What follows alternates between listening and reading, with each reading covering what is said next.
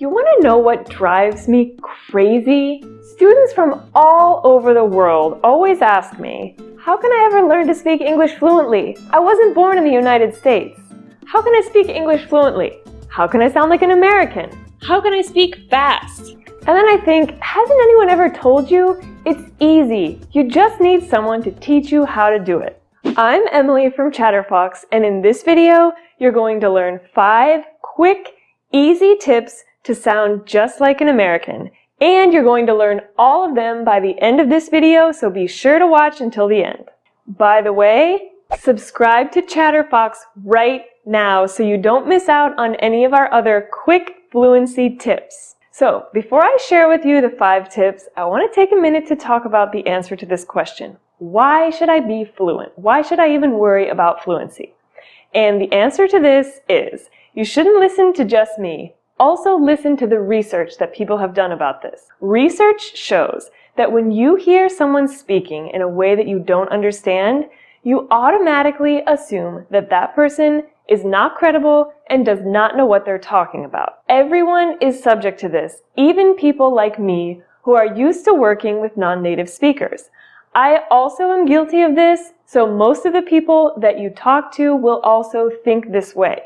If they hear someone speaking to them and they don't understand, they're going to assume that that person does not know what they're talking about. So it's important to be fluent because, trust me, when someone hears you speaking a second language fluently, they will see you as a genius and they'll be super impressed that you were able to learn a second language fluently. So why should you be fluent? You should be fluent so people see you as the genius that you are.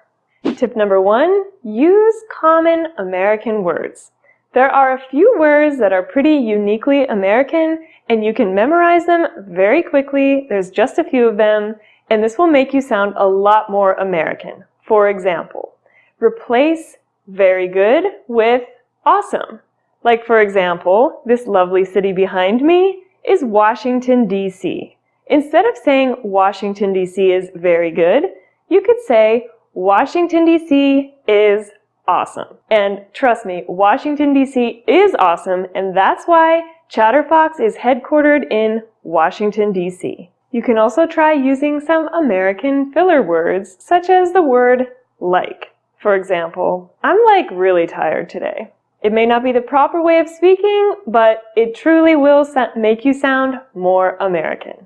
Tip number 2, learn the correct sounds of American English. This may sound simple, but trust me, whatever sound that you're used to making in your native language will automatically be what comes out of your mouth when you try speaking a second language. Like, for example, the R sound may sound like R in your language. So when you try to make the American R, that's going to be the sound that you'll make. But the American R sounds like R. See the difference? Well, that's going to make a big difference in how fluent and natural that you sound when you speak American English. So it's really important to know the sounds and how they're made in American English. How can you do that?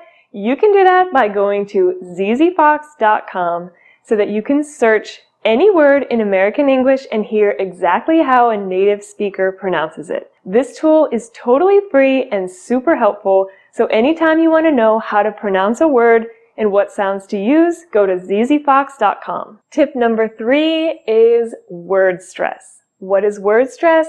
Word stress is another way to say the emphasis on a certain syllable of each word. And this is super important in English because it will make the difference between people understanding you and not understanding you, even if you make all the sounds correctly. For example, in the word America. In the word America, the stress is on the mer syllable. America, America.